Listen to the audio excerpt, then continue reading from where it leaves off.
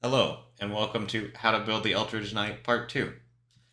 So we're going to pick up just directly from where we left off last time, and this time we're at level 10 instead of level 5. So we have about 5 levels to play with. So you get your 5th attack, and now at 6th level you get your ability score. We're going to dump both of these ability points um, into Dexterity, which will get us a Dex of 20, which is the highest it can possibly get.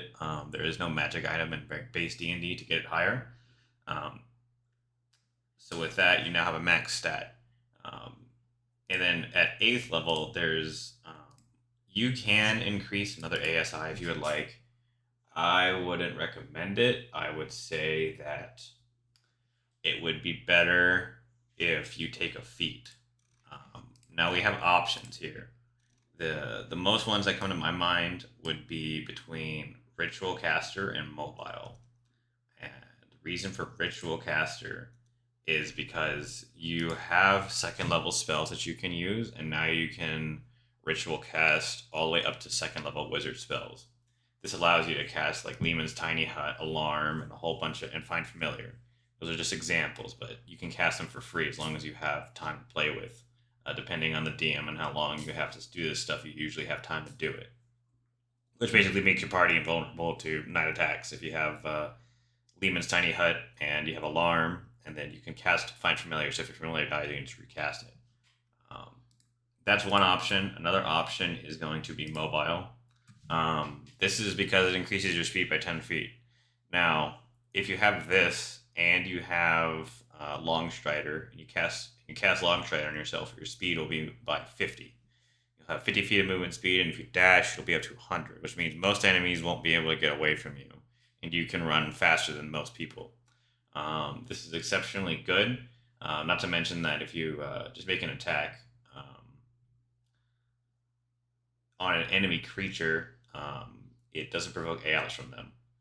But it has to be a melee attack, so this is a good thing to get out of dodge. Indominables, okay. Let's see reroll. Eldritch Strike is very situationally useful, and I don't recommend you take any spells that would even make this happen. It is, if you want to spec it, it's harder and very hard to do, but it is possible. But for this case, we're going to go with Ritual Caster. And the main reason is basically because we can cast Find Familiar, Alarm, and Tiny Hut. Those are the 3 spells that you can get when you're casting this. So the first 2 have to be a first level that are in the book, and then you can find spells to add to the book, and then these doesn't cost. It only costs you 50 gold. Usually most DMs give you hundreds of thousands of gold. In the beginning of the game, might be a little hard, but getting Tiny Hut is well worth it. And then now here you just keep adding spells, and you can basically add any spell in the wizard one. You can do this for any of these, any of the classes here, but wizard is just usually more utilitarian and better for that reason. So now we will go to spells. We get 3 new spells for level 10. These will be...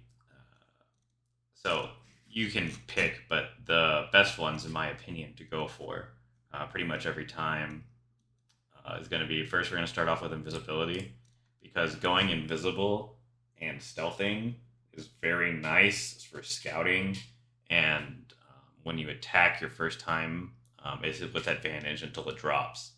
But basically, this one is not meant for battle. It's meant for scouting and various other purposes. And going invisible is very good for that case. The next one we're going to take is Long Strider, because this is a self-buffing. It basically increases your speed by 10 for an hour, and doesn't require concentration, so you can move even faster, basically with no penalty. The last one that I would take, if you just had these spell slots, would be See Invisibility. Now, the reason you do See Invisibility... because if you're invisible, you need to be able to see the other people that are invisible. This is good for that reason. There are a few other spells that you could consider. One of those would be Spider Climb. Basically, what Spider Climb allows you to do is basically hands-free climb up walls. It's good if you're in a dungeon crawl and you have like open areas that you need to go through, or you're trying to like fight in a city and scale up buildings. It's good for that. But it's again that situation is useful and it takes concentration. Another one you could possibly take is Misty Step. Basically, being able to teleport for a second level bonus action spell is nice.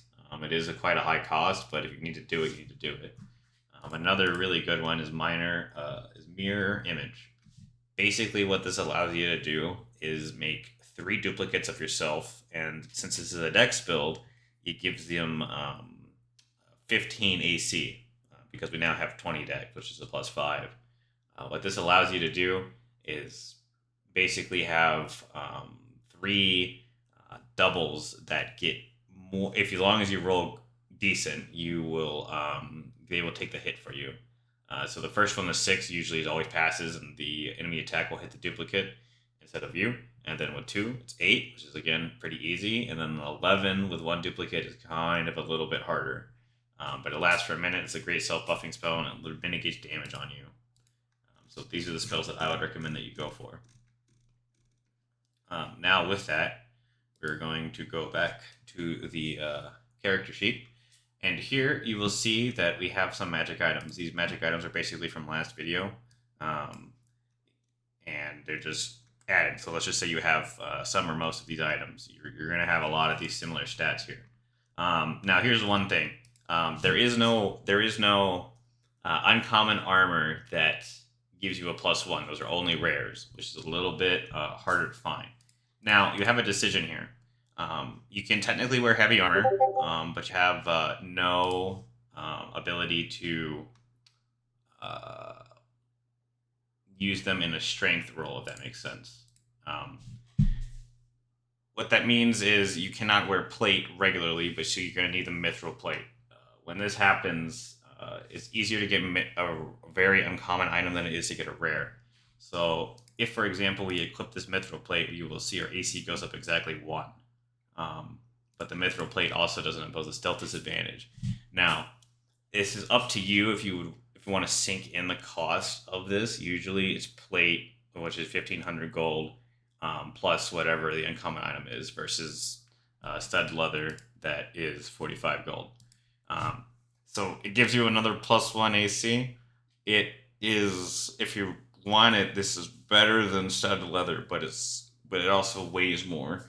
And it costs a lot more to equip and use, but it is an option until you get higher levels. And the problem is, unless your DM lets you use or combine items of a certain thing or caliber, like for example, Mithral and Adamantine, like if he'll let you combine those, he'll probably let you combine the Mithral Plate with a +1. Plate, which will get it even higher.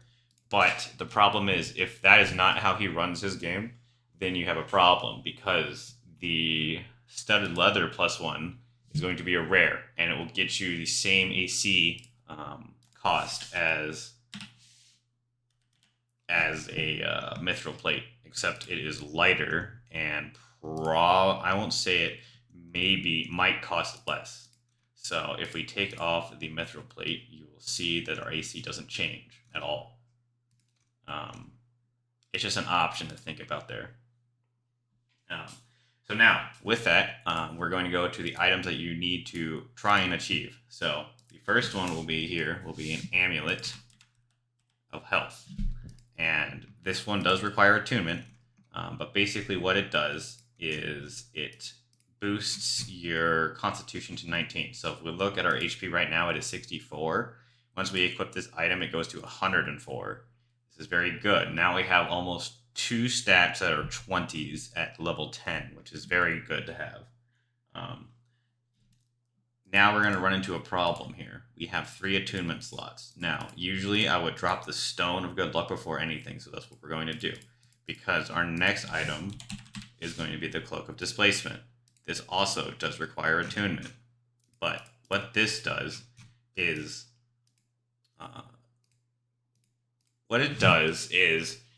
it gives them disadvantage on your base AC score of whatever you have.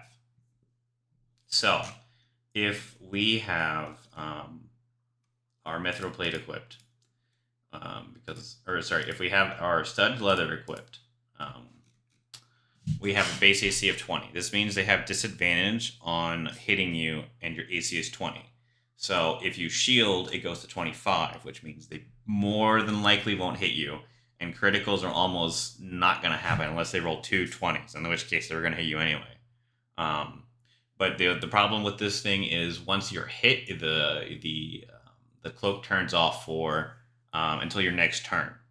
So usually you want to try and keep the cloak up with shield, which you have, and you have 4 first level spells, which is enough to keep it going as long as you don't continuously get hit, which is going to be very hard at low AC 20 or even AC 21.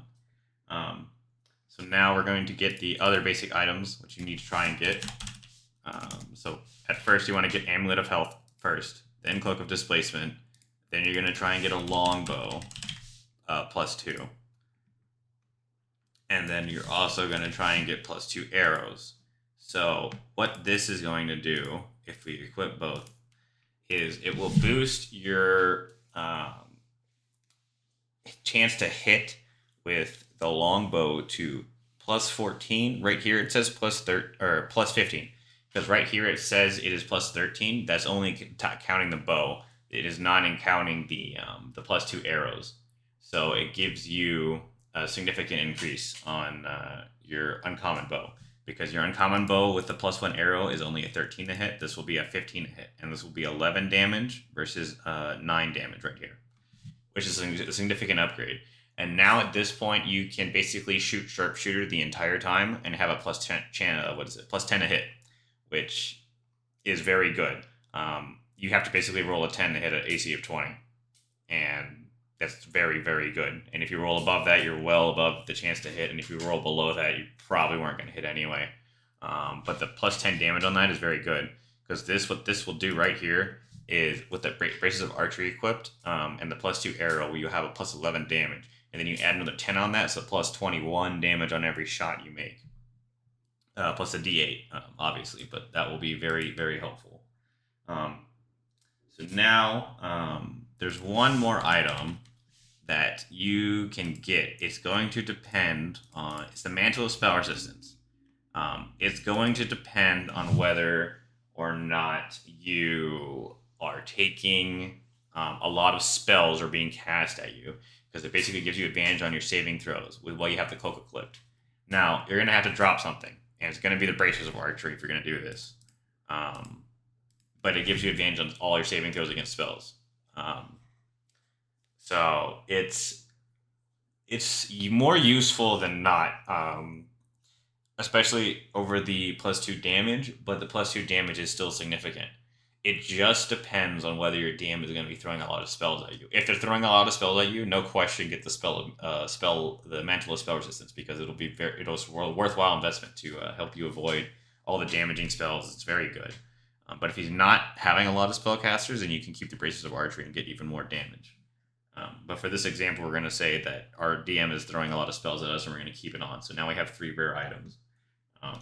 So after that, we're going to try and get... There is an option here. It depends on the style of game that is being run. There's 2 options I would go with here.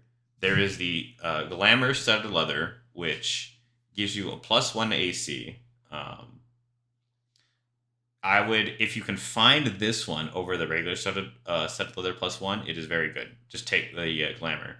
It might cost more, but it is worth it. And the reason it is because as a bonus action, you can make the armor assume a normal appearance or an appearance of whatever kind, but it retains its normal bulk and stuff. So it's very useful if you're in if let's say you're trying to get into a high establishment wedding and you need to wear like a tuxedo or a dress.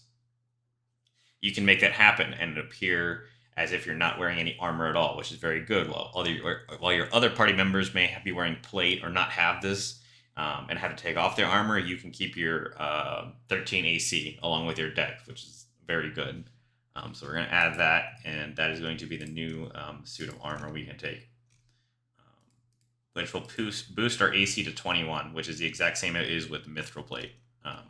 Except it's a lot lighter and doesn't. The fact that it's really just lighter. That's it. Probably doesn't cost as much, but I'm going to say it probably would because it's a rare. The next thing that you want to try and get is a shield +2. Again, these are like on the back burners. If you can get them, they're nice. If you can't, it's fine. But if you get a shield +2 in melee combat, if you have your shield out, you can have a 22 AC, and if you shield on top of that, it's funny, if you cast the shield spell on top of this, you get an additional 5 to your AC, which will be 27. And if you have a Cloak of Displacement, having a 27 AC basically means you can't be hit. And you can do that 4 times with your level 1 spell slot, so it's good in that regard. Next thing is going to be the Rapier +2. There's a lot of other things you can get, but the problem with all of these is they don't increase your chance to hit. And that's having a 10% chance to hit increase is a lot more worth it in my opinion, especially because it also does cause an additional +2 damage. These other ones, it doesn't do either of those things, but does something else in return. But the problem with these is usually they're criticals, or they require such a specific enemy type, or they only do a certain amount of damage. The only one I can possibly think of is a Flame Tongue, but then again, you're going to have to drop an attunement slot, and we don't want to do that. Our attunement slots are full with better items, in my opinion.